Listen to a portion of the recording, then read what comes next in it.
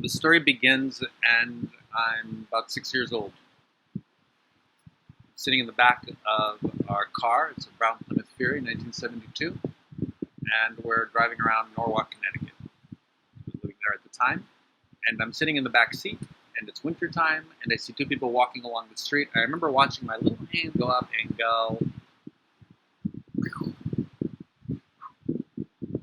"I just killed you, and you don't even know it because you're already dead. I can't kill you. You're alive." And I started playing this game where I would notice that some people had a spark of aliveness. They had a certain freshness, a certain aliveness, and other people were like zombies, robots, just kind of already dead inside. I could tell the difference. And I played this game for a while, and I remember asking my mother about it. Why do some people look alive and some people look dead? This was at 96. Somewhere around six and a half by when I asked the question. And I remember her looking at me and saying, "Son, mijo, I don't know anything about life. We're born without a manual, and you have to figure it out yourself." Good answer. And what I understood at that moment was first she was being authentic and honest. She really didn't know, and you had to figure it out, and somebody had to figure it out. So I decided to figure it out and create a manual for how it works, how we work, how I work. She did say, though, she said, "You have to figure it out." I have heard that there's some people in India, they call themselves yogis. They sit in this position. It's called the lotus position. They say they can stop their breath. They can stop their heart. They can levitate. They can astral travel and project. Because I don't know what that means, but they say they can do it. Maybe they know what's going on. I certainly don't. So I thought to myself, stop breath, stop heart. Okay, I'll try. So I'll sit in the position. I'll hold my breath. Doesn't work. Can't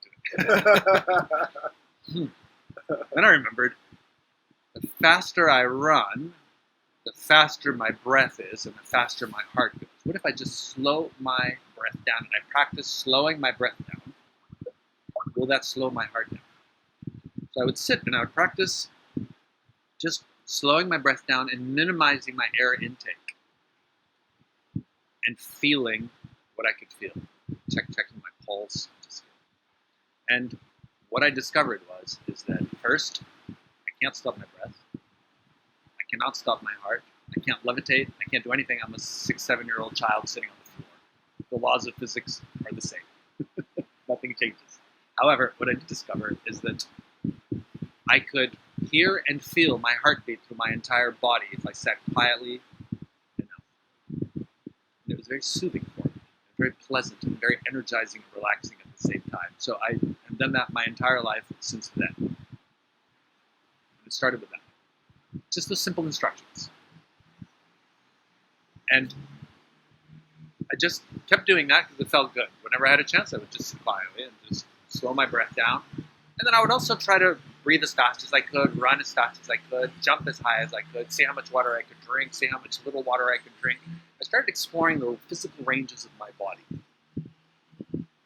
By the time I was 13 years old, 13 going on 14, I was after school playing with my best friends at the time, John and Brian. We were jumping off of the low-pitched roof of their house.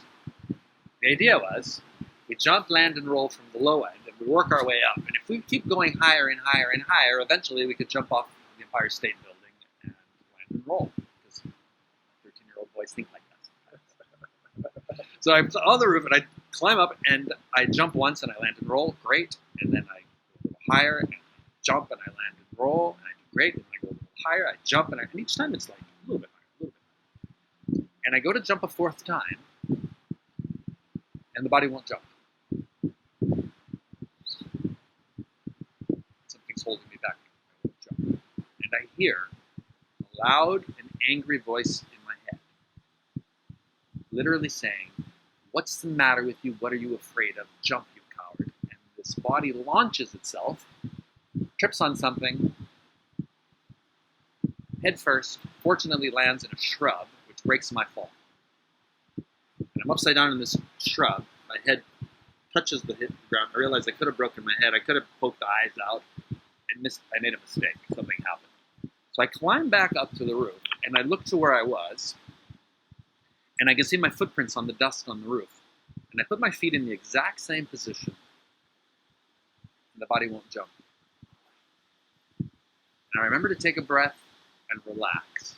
And I suddenly noticed out of the corner of my right eye a black shadow, a black line.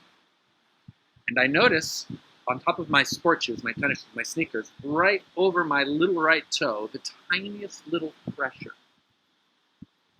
And I look down, and sure enough, the cable of the television antenna is running along there. My toe is right under it, barely touching it. It's in my peripheral vision, and I remember seeing it and ignoring it and jumping anyway. And at that time, we were dividing fractions in math class. And suddenly, the law of the lowest common denominator pops into mind.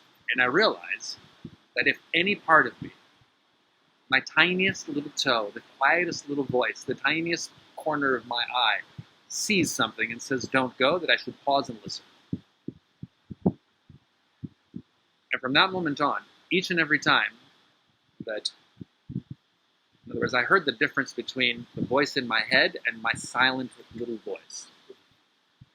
And I recognized the pattern that each and every time they both came up, they didn't always come up, but if they both came up, and I followed the voice in my head, that I crashed and I landed on my head and I hurt myself and something went bad. And each and every time I listened to my tiniest little quiet voice and I followed it, things worked out well. So it was really a no-brainer. It's just, okay, there's two voices. This one gets me so far, but there's another voice that's there for me, another intelligence that's there for me.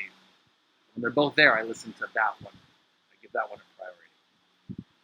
Once I saw that the cable was there, I put my foot over the cable, and the body launched, jumped, and rolled.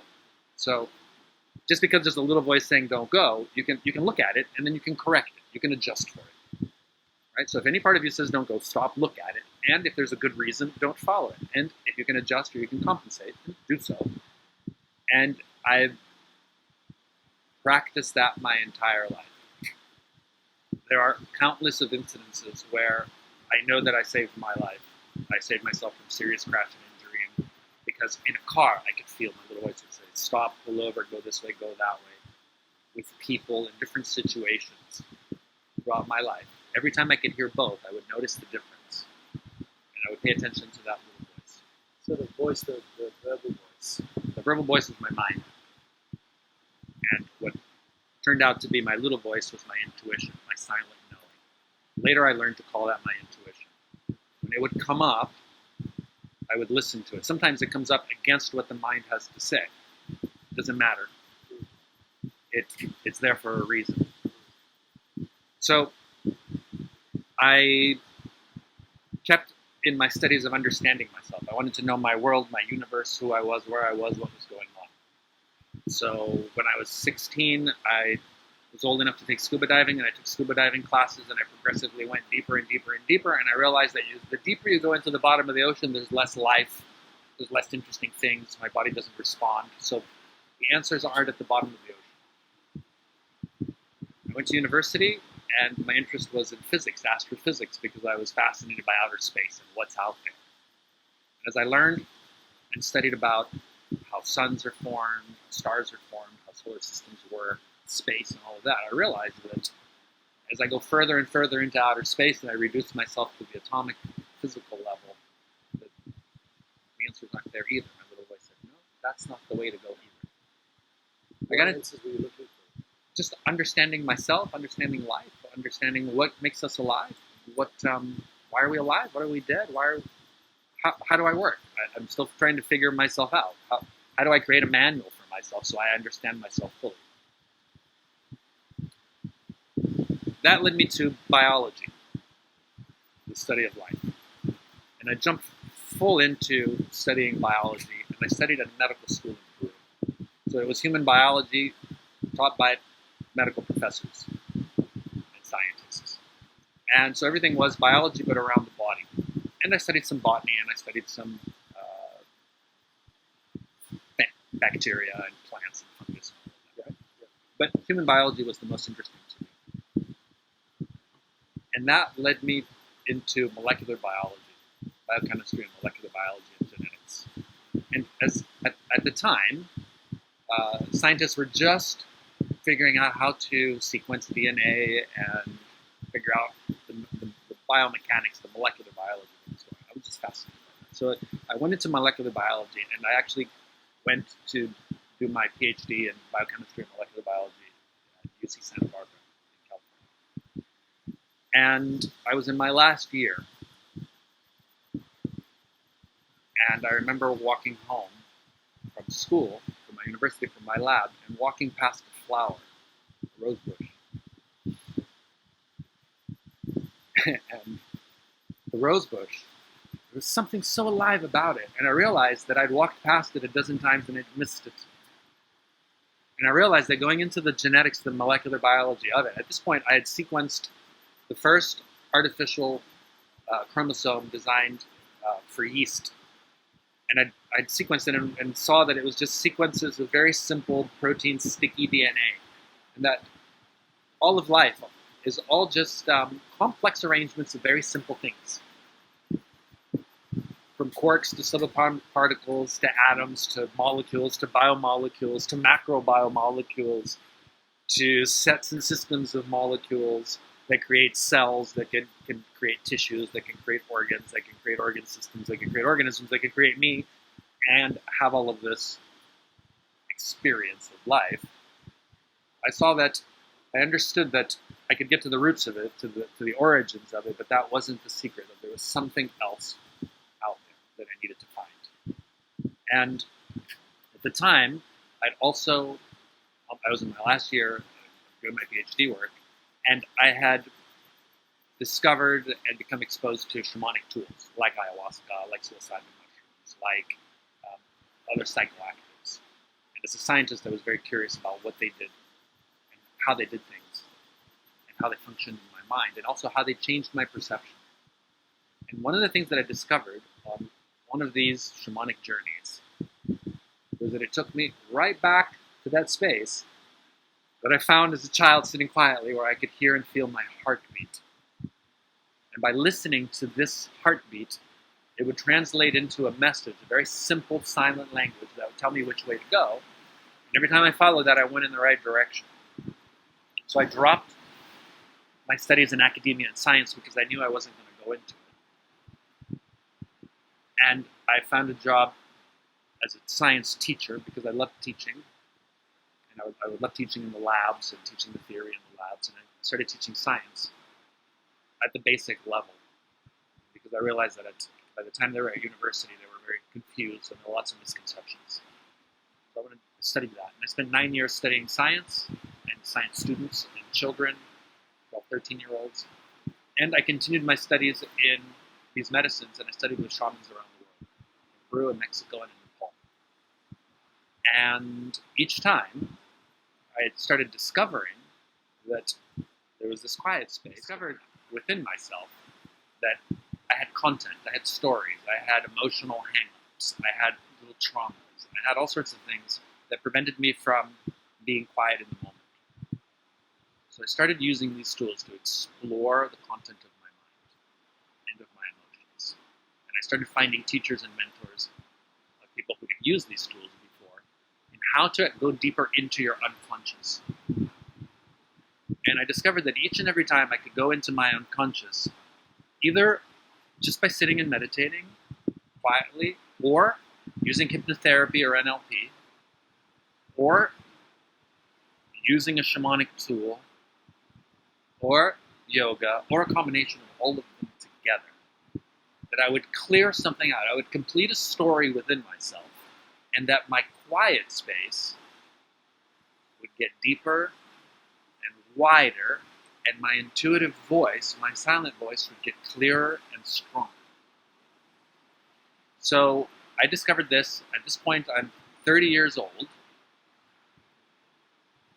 and I leave the science world. I go into teaching, and because it gave me the time to do other things. I worked in a year-round school. I had 4 months off. 4 months on, 2 months off, weekends, all the school holidays, all the time off, enough money, consistent every 4 weeks that I could go and take other courses and do other things and travel and explore and go to the temples in India and Peru, the Mayan temples, explore the world. Every time I had a chance, I'd go somewhere, I'd explore it, I'd see how I would feel in that space. Something would come up about my past, about my history as an individual, as a human being. And each time I completed that story, my silence got quieter and quieter, and my intuition started to get sharper and sharper and sharper and sharper. And by the time I was 40 years old, it felt so clear and so sharp that on my 40th birthday, a certain thing happened that was the next big event. And basically what happened was that by the time I was 40, I'd figured out how to live really, really well, have a nice life, have lots of friends and lovers. My house had more rooms that I could sleep in. I had more cars that I needed to drive. I had a sailboat. I was traveling around the world. I was making more money. I was creating more abundance than I could spend. And I was doing really well. As far as I was concerned, I had the best possible life already. My teachers for things like for NLP and hypnotherapy were hiring me to work on them. And I was in the process of transitioning from 9 years of teaching, working with children, curiously enough, right at the age of puberty, which is a critical factor, which is also complexity, and right at the age where my intuition turned on, which was right at that same point. So my intuition brought me to work in a place where I had access to 2,000 students, 200 a day in my classroom, 2,000 in my school for 9 years.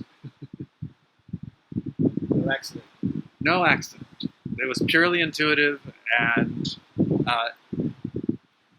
what became very apparent is that you know how when the lights are on and the doorway is clearly marked, and visible, and well lit, that you simply walk through it. You never try to walk through the wall, or even think about trying to walk through the wall.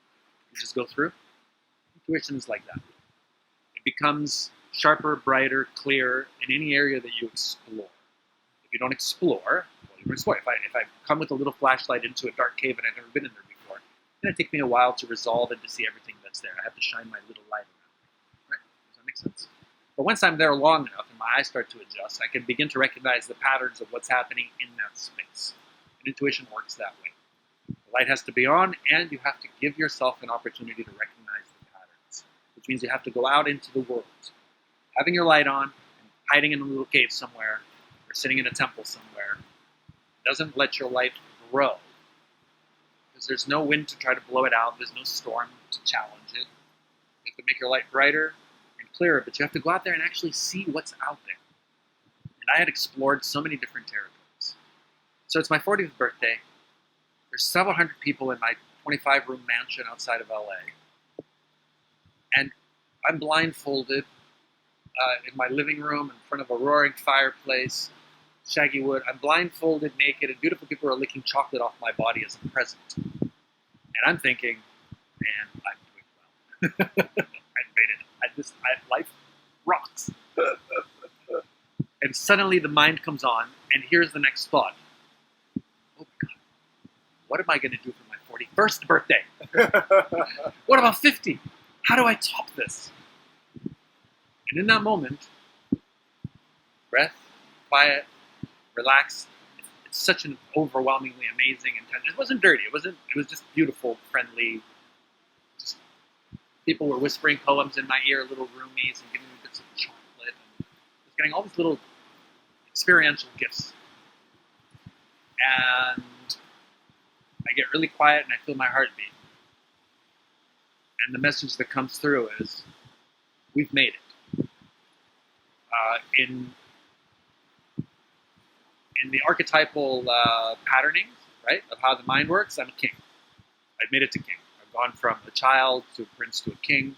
I've mastered my environment. But what defines me as a king? Am I a king because I have a palace, or am I a king in a kingdom, or am I a king because I can build a palace and create a kingdom? So I've done it. I've mastered. I'm in Southern California, and I'm having the best life possible. I trust myself. Let's go on an adventure. Let's sell everything, close everything off, stop our jobs, say goodbye to all of our friends, say goodbye to our lovers, close the whole thing down, go on an adventure. Because I can keep living this way for the next 40, 50 years and have an amazing life. But there's some things I want to do that I've never done. So on my 40th birthday, while I'm in this state of ecstasy, my intuition comes through and says, follow me. Let's just go on an adventure that's spontaneous and intuitive, and all we do is just spontaneously and intuitively do whatever is the yummiest and best and most interesting. And it's time to do the next best, most interesting, most fun, yummiest thing. Now, in order to get there was a certain journey.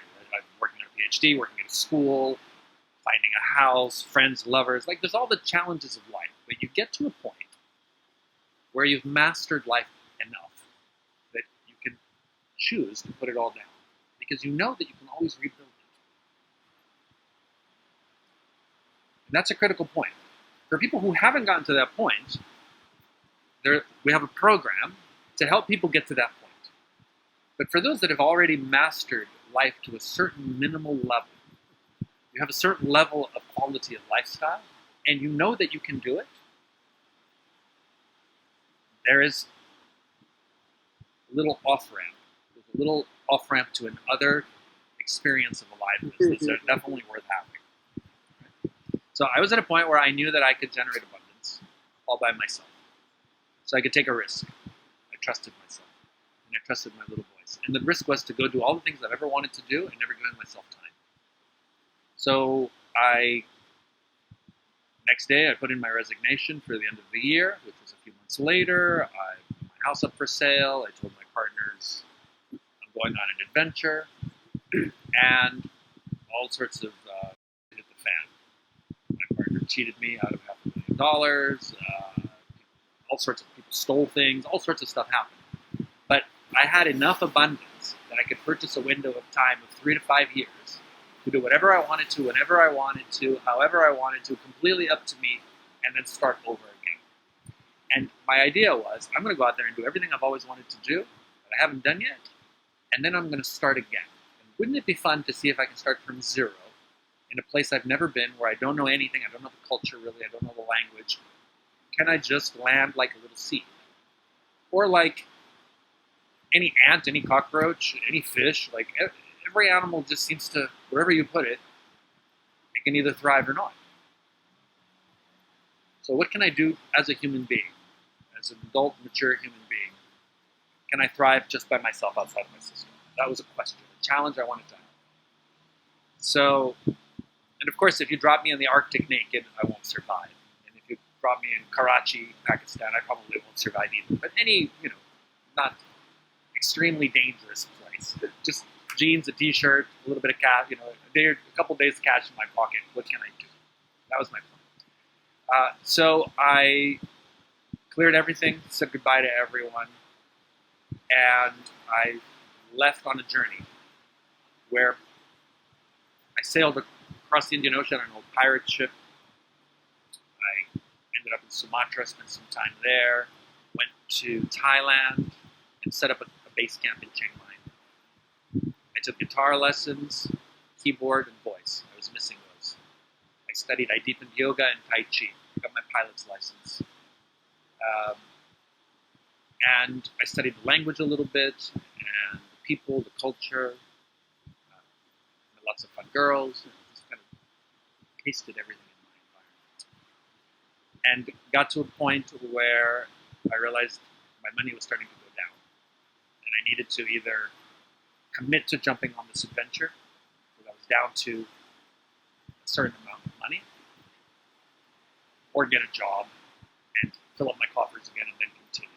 And the intuition said, go all in, do it in Bangkok. So I followed my intuition, left Chiang Mai, went to Bangkok, where I spent a year studying gemology. Gemology, gems, diamonds, rubies, portable wealth, and 3D computer CAD design, stuff like that. And my 24/7 was spontaneous and intuitive. So I wake up whenever I wake up. I would live that way for several years. Well, since then, actually.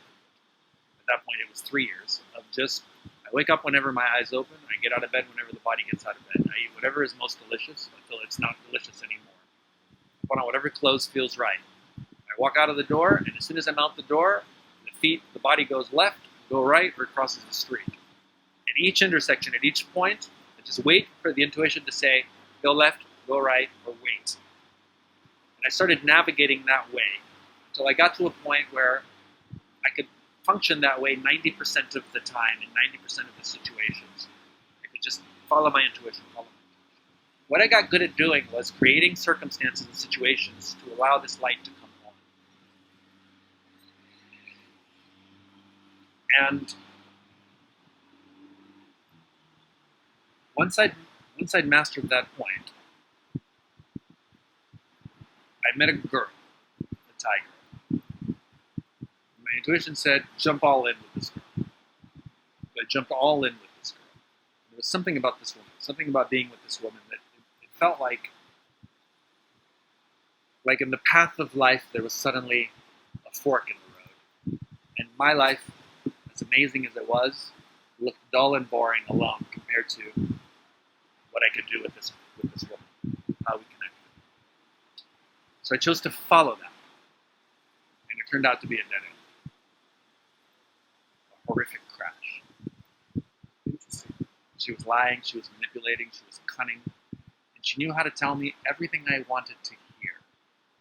She knew how to make me feel every way I wanted to feel. She'd mastered that. She knew something about that. And she tricked my mind, because I had a picture in my mind, I had an idea of what love was, what my life is supposed to be like in a partnership. And my intuition most fortunately guided me directly down the wrong road so that I could see that I was wrong, that I was mistaken. And I crashed so hard that every day that it took me about 6 weeks to get over it, to get through it, each and every day I would look out of my window and I would contemplate throwing myself out of the window.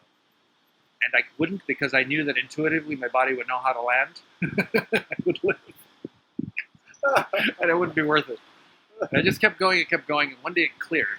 And I cleared all the emotional baggage of my life, all the insecurities about love, about connection, about aloneness.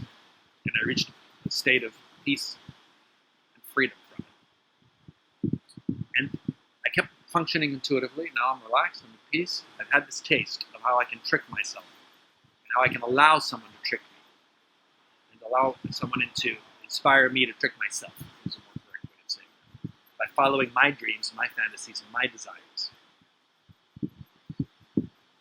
And once I'd figured this out, I remember intuitively walking into a bookstore and being drawn to two words.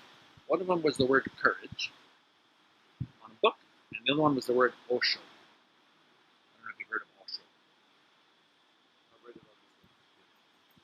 So, courage and Osho, the word courage had come up at some point in my life, and the word Osho had come up at one. I didn't know anything about it, but both of them together, and I intuitively just reached out, grabbed the book, bought it, and took it. And I started reading it. And everything this man had to say about courage and about life was 100% correct and accurate, except for one thing. He says everything is done from a state of no mind. And I underlined every sentence that said that, and marked it up saying, no, Osho, you're wrong. Everything that I have done, I've done it with my mind. But everything else was 100% correct. It was like 99% correct and 1%. It's this no mind state. I used my mind to create this amazing life. I programmed my mind. I created this guy. I am the creator. I cracked the code of my consciousness 10 years before. I programmed in how to have the most friggin' amazing life. Nobody has a better life than I do. I know this. I'm living the dream of all dreams. And I'm using my mind for it. But everything else was so clear and so compelling that I picked up the next book. It was 10 books in a series called Insights into Living. Courage was one of them. Joy was another one. Intimacy was another one. Intuition was another one. Freedom was another one. Awareness was another one. I read all of them. And each and every one of them, 100% in agreement with everything, except it's all from a state of no mind. So I read 9 of his books, and I'm fully in alignment with everything this man is saying, except for the no mind state. Like, what's he talking about? I use my mind. I've been consciously using my mind to figure myself out since the age of 6 or 7. I get to the end, to the last chapter in the 10th book of the series, and suddenly it hits me. I've been using my mind to create situations where I enter a state of no mind, and my intuition shines through. But because I'm not there as a mind, there's no one to tell me, here I am in a state of no mind. So, there's no one there to tell you that you're not there as a mind. But everything I've been doing has been to reach active states, passive states, doing things, dancing, cathartic, having all of these experiences, preparing myself so that I can enter that zone where I thrive, where I'm so good, where I'm so present, where I'm so clear, where my intuition shines, where I trust myself 100%. I'll jump 100% into anything because I trust that. All of that comes from a state of new mind. And there's no one there to tell me that I'm not there, that I'm there in a state of new mind. Except for these words from Osho. And at that moment, I recognized each and every moment that I've been in a state of no mind. From the moment I first started meditating and listening to my heartbeat, every flash just fell into one. And something happened. What happened was that I would quiet myself so I could hear my heartbeat, and through my heartbeat, I would get my intuition, my insights. That I discovered for the first time that there is a silence that the heartbeats emerge from. I became aware of the silence between my heartbeats. See, I was just focusing on how to hear and feel my heart in my entire body. And that, as I matured, became an intuitive voice, a knowing. I had ignored the silence between, the background silence. And as soon as I became aware of that background silence, I became enlightened. Because the ultimate intelligence, the ultimate witnessing awareness is from the background silence, is the background silence. The heartbeat emerges through that.